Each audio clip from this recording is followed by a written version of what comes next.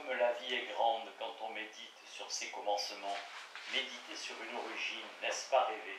Et rêver sur une origine, n'est-ce pas la dépasser? Au-delà de notre histoire se tend notre incommensurable mémoire, suivant une expression que Baudelaire emprunte à de Quincey. Baudelaire, les paradis artificiels.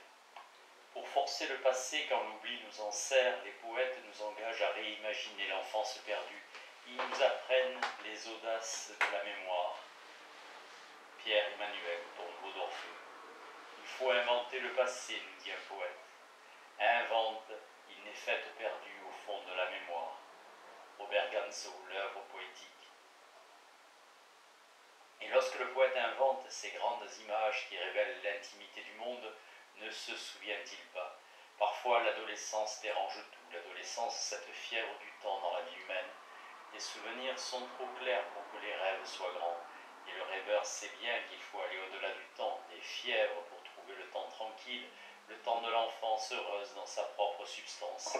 Quelle sensibilité à la limite des temps d'enfance tranquille et des temps de l'adolescence agitée n'y a-t-il pas dans cette page de Jean Follin? Il y avait de ces matins où pleurait la substance. Déjà ce sentiment d'éternité que porte en elle la petite enfance avait disparu. Jean Follin, en chef-lieu. Quel changement dans la vie quand on tombe sous le règne du temps qui use, du temps où la substance de l'être a des larmes. Qu'on médite sur tous les poèmes que nous venons de citer, ils sont bien différents et pourtant ils portent tous le témoignage d'une aspiration à franchir la limite, à remonter le courant, à retrouver le grand lac aux eaux calmes où le temps se repose de couler. Et ce lac est en nous, comme une eau primitive, comme le milieu où une enfance immobile continue de séjourner. Quand les poètes nous appellent vers cette région, nous connaissons une rêverie tendre, une rêverie hypnotisée par le lointain. C'est cette tension des rêveries d'enfance que nous désignons, faute de mieux, par le terme d'antécédence de l'être. Il faut, pour l'entrevoir, profiter de la détemporalisation des états de grande rêverie. On peut ainsi, croyons-nous, connaître des états qui sont ontologiquement au-dessous de l'être et au-dessus du néant. En ces états s'amortit la contradiction de l'être et du non-être. Un moins-être cessé à l'être. Cette antécédence d'être n'a pas encore la responsabilité de l'être. Elle n'a pas non plus la solidité de l'être constitué qui croit pouvoir se confronter à un non-être. Dans un tel état d'âme, on sent bien que l'opposition logique, dans sa lumière trop vive, efface toute possibilité d'ontologie prénombrale. Il faut des touches très adoucies pour suivre en une dialectique de la lueur et de la pénombre toutes les émergences de l'humain qui essaie à cesser à être. Vie et mort sont des termes trop gros. Dans une rêverie, le mot mort est un mot grossier. On ne doit pas s'en servir pour une étude micro-métaphysique de l'être qui apparaît et disparaît pour réapparaître en suivant les ondulations d'une rêverie d'être. D'ailleurs, si l'on meurt dans certains rêves, dans les rêveries, c'est-à-dire dans l'onirisme paisible, on ne meurt pas. Faut-il dire aussi que d'une façon générale, la naissance et la mort ne sont pas psychologiquement symétriques. Il y a en l'être humain tant de forces naissantes qui, en leur départ, ne connaissent pas la fatalité monotone de la mort. On ne meurt qu'une fois, mais psychologiquement, nous sommes multiplement nés. L'enfance coule de tant de sources qu'il serait aussi vain d'en faire la géographie que d'en faire l'histoire. Ainsi dit le poète, des enfances j'en ai tant et tant que je m'y perdrai en les comptant. Alexandre Arnoux, petit poème. Toutes ces lueurs psychiques des naissances ébauchées éclairent un cosmos naissant qui est le cosmos des limbes. Lueur et limbe, voilà donc la dialectique de l'antécédence de l'être d'enfance. Un rêveur de mots ne peut manquer d'être sensible à la douceur de parole qui met lueur et limbe sous l'empire de Delabier. Avec la lueur, il y a de l'eau dans la lumière, et les limbes sont aquatiques, et nous retrouverons toujours la même certitude onirique. L'enfance est une eau humaine, une eau qui sort de l'ombre. Cette enfance, dans les brumes et les lueurs, cette vie dans la lenteur des limbes, nous donne une certaine épaisseur de naissance. Que d'êtres nous avons commencé, que de sources perdues qui pourtant ont coulé. Alors la rêverie vers notre passé, la rêverie cherchant l'enfance semble remettre en vie des vies qui n'ont pas eu lieu, des vies qui qui ont été imaginées. La rêverie est une mnémotechnie de l'imagination. En la rêverie, nous reprenons contact avec des possibilités que le destin n'a pas su utiliser. Un grand paradoxe s'attache à nos rêveries vers l'enfance. Ce passé mort a en nous un avenir, l'avenir de ces images vivantes, l'avenir de rêveries qui s'ouvre devant toute image retrouvée. Les grands rêveurs d'enfance sont attirés par cet au-delà de la naissance. Carl Philipp Moritz, qui a su faire dans son Anton Reiser une autobiographie où se tissent étroitement ses rêves et ses souvenirs, a hanté ses préambules de l'existence. Les idées de l'enfance sont peut-être, dit-il, le lien imperceptible qui nous rattache à des états antérieurs, si du moins ce qui est maintenant notre moi a déjà existé une fois dans d'autres conditions.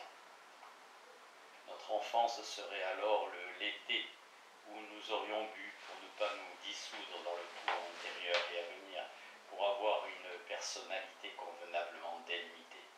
Nous sommes placés dans une sorte de labyrinthe, nous ne retrouvons pas le fil qui nous permettrait d'en sortir et sans doute ne faut-il pas que nous le retrouvions. C'est pourquoi nous rattachons le fil de l'histoire à l'endroit où seront le fil de nos souvenirs personnels et nous vivons lorsque notre propre existence nous échappe dans celle de nos ancêtres. Cité par Albert Béguin, l'âme romantique et le rêve. C'est dans cette conscience de pénombre qu'il faut lire les stances de Saint John Perse, qui sait encore le lieu de sa naissance. Le psychologue de la psychologie des enfants aura vite fait de mettre son étiquette de métaphysique sur de telles rêveries. Elles seront pour lui vaines entre toutes, puisque ce sont des rêveries que tout le monde ne fait pas, ou que les plus fous des rêveurs n'oseraient pas dire.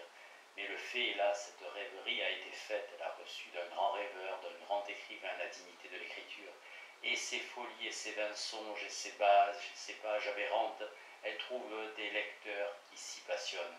Albert Béguin, après avoir cité la page de Moritz, ajoute que Carl Gustav Carus, médecin et psychologue, disait que pour des observations de cette profondeur, il donnerait tous les mémoires dont on inonde la littérature. Les rêves de labyrinthe qu'évoque la rêverie de Moritz ne peuvent s'expliquer par des expériences vécues. On ne les forme pas avec des anxiétés de couloir.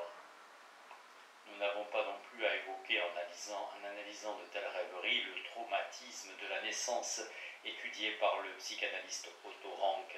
De tels cauchemars, de telles souffrances relèvent du rêve nocturne. Nous aurons l'occasion par la suite de souligner encore la différence profonde qui sépare l'onirisme du rêve de la nuit et l'onirisme de la rêverie éveillée.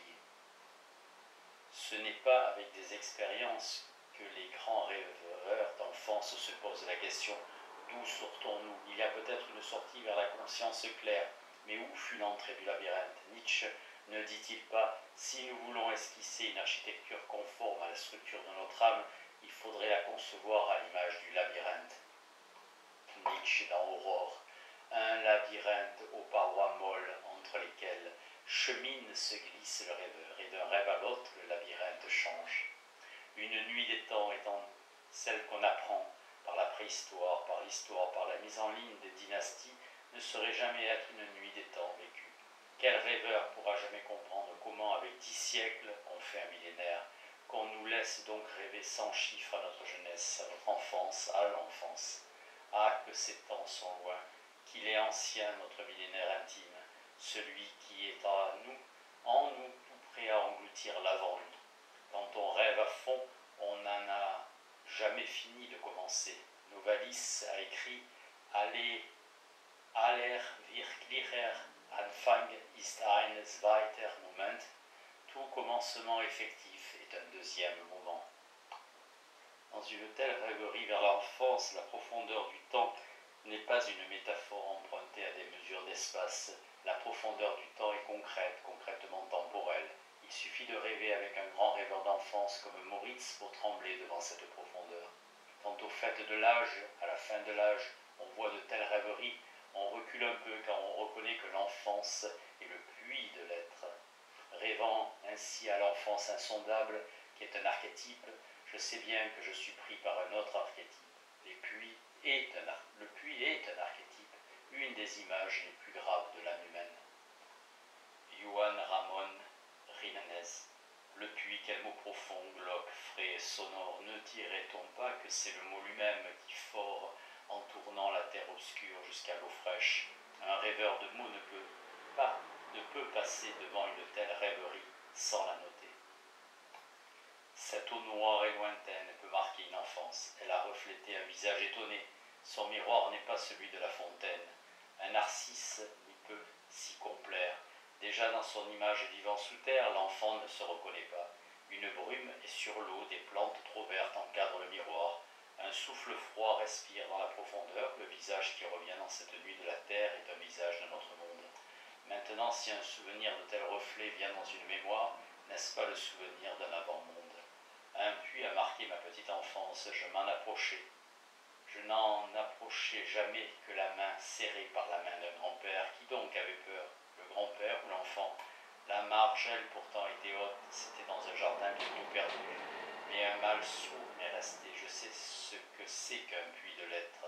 Et puisque tout doit dire quand on évoque, puisqu'on doit tout dire quand on évoque son enfance, je dois avouer que le puits de mes plus grands effrois, ce fut toujours le puits de mon je dois. Au milieu des plus douces veillées, je n'avais plus peur que la tête de mort posée sur la croix des tibias. Dans le roman de Carl Philipp Moritz, Andreas Hart Knopf, on dit une page qui pour nous fait revivre, on lit une page qui pour nous fait revivre le puits dans tous les caractères, ces caractères d'archétype. Quand Andreas était enfant, il avait demandé à sa mère d'où il était venu, et la mère lui avait répondu en lui montrant le puits auprès de la maison. Dans ses solitudes, l'enfant retournait vers le puits, ses rêveries devant le puits sondaient les origines de son être. La mère de l'enfant venait l'arracher à cette hantise de l'origine, à cette hantise de l'eau perdue au fond des terres. Le puits est une image trop forte pour un enfant rêveur, et Moritz, en une note qui doit frapper un rêveur de mots, ajoute que le mot puits suffisait à ramener dans l'âme de Hart Knopf le souvenir de la plus lointaine enfance. Quelle tension d'enfance doit être en réserve au fond de notre être pour que l'image d'un poète nous fasse soudain revivre nos souvenirs, réimaginer nos images à partir de mots bien assemblés. Car l'image d'un poète, c'est une image parlée, ce n'est pas une image que nos yeux voient. Un trait de l'image parlée suffit pour que nous lisions le poème comme l'écho d'un passé disparu. Il faut embellir pour restituer l'image du poète, redonne une auréole à nos souvenirs. Nous sommes loin d'une mémoire exacte qui pourrait garder le souvenir pur en l'encadrant. Chez Bergson, il semble que les souvenirs purs soient des images encadrées. Pourquoi se souviendrait-on d'avoir appris une leçon sur le banc d'un jardin, comme si l'on voulait fixer un point d'histoire? Il faudrait au moins, puisqu'on est dans un jardin, redire les rêveries qui dérangeaient notre attention d'écolier. Le souvenir pur ne peut se retrouver que dans la rêverie. Il ne vient pas à point nommé nous aider dans la vie active. Bergson est un intellectuel qui s'ignore. Par une fatalité de l'époque, il croit aux faits psychiques et sa doctrine de la mémoire reste tout compte fait une doctrine de l'utilité de la mémoire. Bergson, toute à sa volonté de développer une psychologie positive, n'a pas trouvé la fusion du souvenir et de la rêverie. Et pourtant, que de fois le souvenir pur, le souvenir inutile de l'enfance inutile revient comme un aliment de la rêverie, comme un bienfait de la non-vie qui nous aide à vivre un instant en marge de la vie. Dans une philosophie dialectique du repos et de l'acte, de la rêverie et de la pensée, le souvenir d'enfance dit assez clairement l'utilité de l'inutile. Il nous donne un passé inefficace dans la vie réelle, mais qui est soudain dynamisé dans cette vie imaginée ou réimaginée qu'est la rêverie bienfaisante. Dans l'âge vieillissant, le souvenir d'enfance nous rend au sentiment fin, à ce regret souriant des grandes atmosphères baudelairiennes. Dans le regret souriant, vécu par le poète, il semble que nous réalisions l'étrange synthèse du regret et de la consolation. Un beau poème nous fait pardonner à un très ancien chagrin. Pour vivre dans cette atmosphère de notre foi, il faut désocialiser notre mémoire et par-delà des souvenirs dits et redits, racontés par nous-mêmes et par les autres, par tous ceux qui nous ont appris comment nous étions dans la première enfance, il nous faut retrouver notre être inconnu, somme de tout l'inconnaissable qu'est une âme d'enfant. Quand la rêverie va si loin, on s'étonne de son propre passé, on s'étonne d'avoir été cet enfant-là. Il est des heures dans l'enfance où tout enfant est l'être étonnant, l'être qui réalise l'étonnement d'être. Nous découvrons ainsi en nous une enfance immobile, une enfance sans devenir, libérée de l'engrenage du calendrier. Alors, ce n'est plus le temps des hommes qui règne sur la mémoire, non plus que le temps des saints, ces journaliers du temps quotidien qui nous marquent la vie de l'enfant, que par le prénom des parents. Mais c'est le temps des 4 grandes divinités du ciel, les saisons. Le souvenir pur n'a pas de date, il a une saison. C'est la saison qui est la marque fondamentale des souvenirs. Quel soleil ou quel vent faisait-il en ce jour mémorable? Voilà la question qui donne la juste tension de réminiscence. Alors les souvenirs deviennent de grandes images, des images agrandies, agrandissantes. Ils sont associés à l'univers d'une saison qui ne trompe pas et qu'on peut bien appeler la saison totale, reposant dans l'immobilité de la perfection. Saison totale parce que toutes ces images disent la même valeur, parce qu'avec une image particulière, on en possède l'essence, telle cette aube surgit de la mémoire d'un poète. Quelle aube soit déchirée dans le bleu de la chaleur a surgi remémorée, quel mouvement de couleurs, Noël rué dans le bouquet de sang. L'hiver, l'automne, le soleil, la rivière d'été sont des racines de saison totale. Ce ne sont pas seulement des spectacles par la vue, ce sont des valeurs d'âme, des valeurs psychologiques, directes, immobiles, indestructibles, vécues dans la mémoire. Elles sont toujours bienfaisantes. Ce sont les bienfaits qui demeurent. L'été reste pour moi la saison du bouquet. L'été est un bouquet, un éternel bouquet qui ne saurait faner, car il prend toujours la jeunesse de son symbole. C'est une offrande, toute neuve, toute fraîche. Les saisons du souvenir sont embellissantes. Quand on va en rêvant au fond de leur simplicité, dans le centre même de leur valeur, les saisons de l'enfance sont des saisons de poètes. Ces saisons, elles trouvent le moyen d'être singulières en restant universelles. Elles tournent dans le ciel de l'enfance et marquent chaque enfance de signes ineffaçables. Nos grands souvenirs se logent ainsi dans le zodiaque de la mémoire, d'une mémoire cosmique qui n'a pas besoin des précisions de la mémoire sociale pour être psychologiquement fidèle. C'est la mémoire même de notre appartenance au monde, à un monde commandé par le soleil dominateur.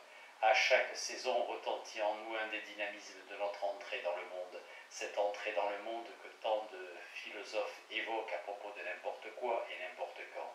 La saison ouvre le monde des mondes, où chaque rêveur voit son être s'épanouir, et les saisons, pourvu que leur dynamisme premier sont les saisons de l'enfance. Par la suite, les saisons peuvent tromper, mal se faire, s'imbriquer, s'affadir, mais elles ne se trompaient jamais de signes dans notre enfance. L'enfance voit le monde illustré, le monde avec ses couleurs premières, ses couleurs vraies. Le grand autrefois que nous revivons en rêvant à nos souvenirs d'enfance, c'est bien le monde de la première fois. Tous les étés de notre enfance témoignent de l'éternel été. Les saisons du souvenir sont éternelles parce qu'elles sont fidèles aux couleurs de la première fois. Le cycle des saisons exact est cycle majeur des univers imaginés. Il marque la vie de nos univers illustrés. Dans nos rêveries, nous revoyons notre univers illustré avec ses couleurs d'enfance. Toute enfance est fabuleuse, naturellement fabuleuse. Non pas qu'elle se laisse imprégner, comme on le croit trop facilement, par les fables toujours si factices qu'on lui raconte et qui ne servent guère qu'à amuser l'ancêtre qui raconte. Que de grands-mères qui prennent leur petit-fils pour un petit sot, mais l'enfant né malin attise la manie de raconter les sempiternelles répétitions de la vieillesse conteuse. Ce n'est pas avec ces fables fossiles, ces fossiles de fables que vit l'imagination de l'enfant. C'est dans ses propres fables, c'est dans sa propre rêverie que l'enfant trouve ses fables, des fables qu'il ne raconte à personne. Alors la fable, c'est la vie même. J'ai vécu sans savoir que je vivais ma fable. Ce grand vers se trouve dans un poème qui a pour titre « Je ne suis sûr de rien », Jean Rousselot, dans Il n'y a pas d'exil. Seul l'enfant permanent peut nous rendre la monnaie, le monde fabuleux. Edmond van der Kamen en appelle l'enfance pour faucher plus près du ciel. Dans Faucher plus près du ciel, Edmond van der Kamen. Le ciel attend d'être touché par une main, l'enfance fabuleuse, enfance mon désir, ma reine, ma berceuse, par une haleine du matin. Comme d'ailleurs, dirions-nous, des fables qui furent nôtres, puisque précisément nous en parlons comme de fables. Nous ne savons plus guère ce qu'est une fable sincère. Les grandes personnes écrivent trop facilement des contes pour les enfants. Elles font ainsi des fables d'enfantillage. Pour entrer dans les temps fabuleux, il faut être sérieux comme un enfant rêveur. La fable n'amuse pas, elle enchante. Nous avons perdu le langage enchanteur. David Thoreau écrit « Il semble que nous ne faisons que languir dans l'engelure pour dire les rêves de notre enfance, et ils s'évanouissent de notre mémoire avant que nous ayons pu apprendre leur langage. » Dans Un philosophe dans les bois. Pour retrouver le langage des fables, il faut participer à l'existentialisme du fabuleux, devenir corps et âme un être admiratif, remplacer devant le monde la perception par l'admiration, admirer pour recevoir les valeurs de ce qu'on perçoit et dans le passé même admirer le souvenir. Quand Lamartine revient en 1849 à Saint-Point, dans un site où il va revivre le passé, il écrit « Mon âme n'était qu'un cantique d'illusions ». Lamartine dans les foyers du peuple. Devant les témoins du passé, devant les objets et les sites qui rappellent et précisent les souvenirs, le poète connaît l'union de la poésie du souvenir et de la vérité des illusions. Les souvenirs d'enfance revécus dans la rêverie sont vraiment au fond de l'âme des cantiques d'illusions. Plus on va vers le passé, plus apparaît comme indissoluble le mixte psychologique mémoire-imagination. Si l'on veut participer à l'existentialisme du poétique, il faut renforcer l'union de l'imagination et de la mémoire. Pour cela, il faut se débarrasser de la mémoire historienne qui impose ses privilèges idéatifs. Ce n'est pas une mémoire vivante que celle qui court sur l'échelle des dates, sans séjourner assez dans les sites du souvenir. La mémoire-imagination nous fait vivre des situations non événementielles, en un existentialisme du poétique qui se débarrasse des accidents. Disons mieux, nous vivons un essentialisme politique. Dans notre rêverie qui imagine en se souvenant notre passé retrouve de la substance. Par-delà le pittoresque, les liens de l'âme humaine et du monde sont forts. Vit alors en nous non pas une mémoire d'histoire, mais une mémoire de cosmos. Les heures où il ne se passait rien reviennent, grandes et belles heures de la vie d'autrefois, où l'être rêveur dominait tout ennui. Un bon écrivain de ma Champagne natale écrivait « L'ennui est le plus grand bonheur de la province. J'entends cet ennui profond, irrémédiable, qui par sa violence dégage en nous la rêverie. » Louis Ulbach, dans Voyage autour de mon clocher. De telles heures manifestent leur permanence dans une imagination retrouvée. Elles sont incluses dans une durée autre que la durée vécue, dans cette non-durée qui donne les grands repos vécus, dans un existentialisme du poétique. Dans ces heures où il ne se passait rien, le monde était si beau. Nous étions dans l'univers du calme, dans l'univers de la rêverie. Ces grandes heures de non-vie dominant la vie approfondissent le passé d'un être en le détachant par la solitude des contingences étrangères à son être. Vivre dans une vie qui domine la vie, dans une durée qui ne dure pas, c'est là un prestige que le poète sait nous restituer. Christiane Burekoa a écrit « Tu étais, tu vivais et tu ne durais pas. » Dans l'ombre et la